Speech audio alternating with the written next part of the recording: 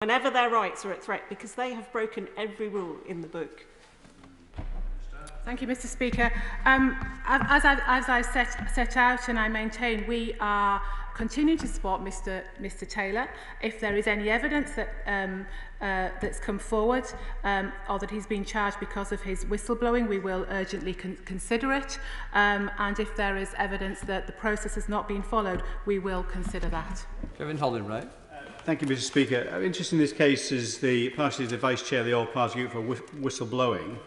The Minister says we don't intervene in other jurisdictions' legal cases, but we have done it in Iran, of course, with Nazanin Zaghari Ratcliffe. If the evidence is pointing towards this is a retaliatory act, if we fail to act to protect this individual, this British citizen, what message does that send to other people, other whistleblowers who may be in similar circumstances? And does this not strengthen the case for an office for the whistleblower to advise and support whistleblowers? Thank you. My honourable friend raises some other cases of whistleblowing, but I think it's really important that we recognise that we need to examine each individual case carefully. And as I've said, if there is any evidence that Mr. Taylor has been charged because of his whistleblowing, we will urgently consider what action to take. Rue Hendry. Mr. Speaker, Mr. Taylor's action should be applauded. He shouldn't be pursued, and we condemn Monaco's action on this. But failure to support whistleblowers by the UK will send a terrible message to those who we need to speak out. So I know the Minister doesn't want to answer this, but it's important that she does. What measures will the UK Government now take to protect those who need to speak out in future over issues like this? Thank you. Mr. Speaker, I've been very, very clear, about our response to the case of Mr. Taylor, and I think it's really important that I remain focused on that, and that we're continuing to give him consular support. And as I've said, at this time we have no evidence that his arrest is linked to this arrest is linked to Mr. Taylor's whistleblowing on corruption. So I think at this stage, Mr. Speaker, it would be wrong of me to speculate. 19 withdrawn. Chris Bryant. I'm sorry, I like the Minister, but her answers are about as much use as a bath full of blancmange. They're not going to do Mr. Taylor any favours, and the real answer, the real problem is going to be that whistleblowers around the world are going to take the message from this that you can abuse the Interpol red notice system with impunity, because countries like the United Kingdom are not even going to say boo to a goose. We've seen it repeatedly, time and time again, that countries like Russia against Bill Browder, lots of other countries, authoritarian regimes are completely abusing the red notice scheme in Interpol. Do we not now need proper reform? Yeah. Mr. Speaker, I don't accept the honourable member for Rhondda. I'm not sure whether I hope I've got that right. Assertion that about saying boo to a goose at all. I've been very, very clear the support that we're giving to Mr. Taylor, and that at this time we have no evidence that this arrest is linked to his whistleblowing on corruption. We have 21 withdrawn. Oh, Chris Matheson. Chris Matheson. Thank you, Mr. Speaker. The only reason that we have any idea at all about this murky, corrupt and usually criminal world of offshore tax havens is because of leaks such as the Paradise or the Panama Papers, or now the activities of Mr. Taylor. So does the Minister not share our the concerns on this and other sides of the House, that there will be fewer such leaks that will help us to bring these tax havens to justice and to stop their nefarious activities, which frankly are corrupting huge parts of the way the world operates? I mean, of course, Mr. Speaker, I would always be concerned about stories around corruption, as he would expect. But I have to reiterate that in the case of Mr. Taylor, that we have no evidence that this arrest is linked to his whistleblowing on corruption at SBM Offshore. And I would just, end by saying we are continuing to give Mr. Taylor, consular support through the FCDO. Wish the Minister happy birthday.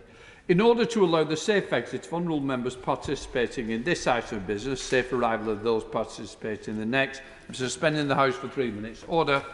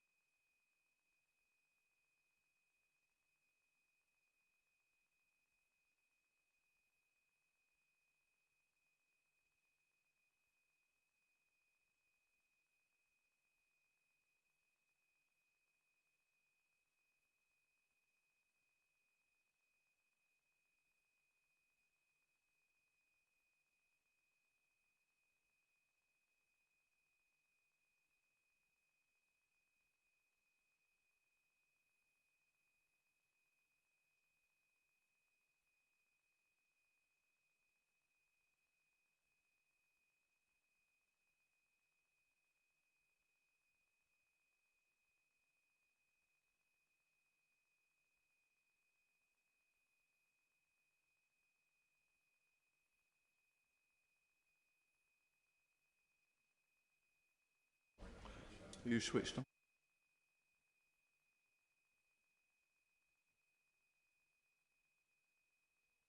I call the Chancellor, Rishi Sunak, to make the statement. Says the Exchequer.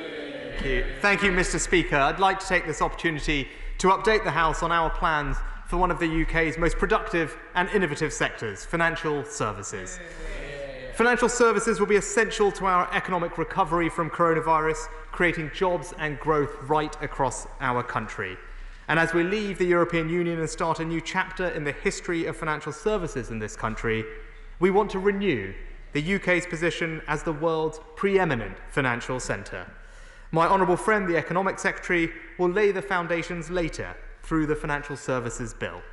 And I'd like to put that bill into context now by setting out for the House our plans to make this country more open, more technologically advanced, and a world leader in the use of green finance. Mr. Speaker, financial services have been fundamental to Britain's economic strength for centuries, and they remain fundamental today. The vigour and creativity of this industry adds over £130 billion of value to the UK economy, employs over 1 million people, and has been a critical source of revenues to support the NHS through coronavirus, contributing nearly £76 billion in tax receipts last year. And let us put paid once and for all to the myth that financial services and the City of London are synonyms. 2/3 of the people employed in financial and professional services work outside London, in places like Edinburgh, Leeds, Durham, Cardiff and Belfast. And around half of all financial services exports come from outside London too, with the North and Midlands alone exporting as much as the entire financial services industry of France. Mr. Speaker, this is the start of a new chapter for financial services. The industry is better regulated, better capitalised, and more resilient than in 2008. Coronavirus has reminded us financial services are essential services, and the whole House will share my gratitude to the people keeping their local bank branches open, supporting vulnerable customers, and working at extraordinary pace to deliver over £60 billion of new loan schemes, reminding us that this industry is at its best when it puts the interest of consumers first. And as we leave the European Union, we have an opportunity to set out a new vision for this sector. A vision based not on a race to the bottom, but for a financial services industry that is open, is innovative, and leads the world in the use of green finance. I'm taking 3 steps towards this vision today. Mr. Speaker, our first task as we write this new chapter for financial services is to give certainty on our approach to regulation after we leave the transition period.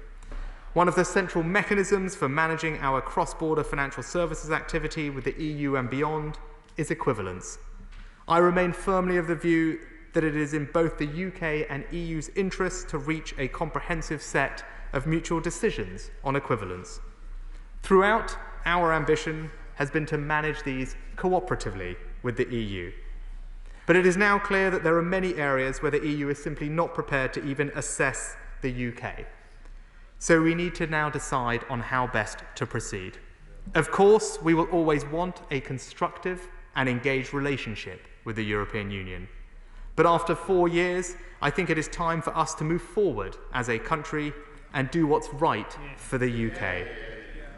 To provide certainty and stability to industry and deliver our goal of open, well-regulated markets, I'm publishing today a set of equivalence decisions for the EU and EEA member states. Of course, we're ready to continue the conversation where we haven't yet been able to take decisions. But in the absence of clarity from the EU, we're acting unilaterally to provide certainty to firms both here and in Europe. I'm also publishing today a detailed framework for our approach to equivalence more generally. Our approach here will be simple. We will use equivalence when it is in the UK's economic interests to do so, taking a technical, outcomes-based approach that prioritises stability, openness, and transparency. And of course, we now have the freedom to build new, deeper financial services relationships with countries outside the European Union. We're making good on that promise already, progressing our partnership with Switzerland, the second biggest financial hub in Europe after the UK. With India, holding a significant economic and financial dialogue just 2 weeks ago. And with Japan, agreeing a new partnership that goes further than the EU's own financial services arrangements. But Mr. Speaker, equivalence is not our only tool to ensure openness as a jurisdiction. Control of our own regulatory regime means we need to be clear with our trading partners about how our overseas firms access the UK's markets in a way that is predictable, safe, and transparent. So I'm announcing today that we'll launch a call for evidence on our overseas regime before setting out our future approach next year. To boost the number of new companies who want to list here in the UK, I'm setting up a task force to make recommendations early next year on our future listings regime. To build on the 113,000 jobs already supported by investment management, we'll shortly publish a consultation on reforming the UK's regime for investment funds.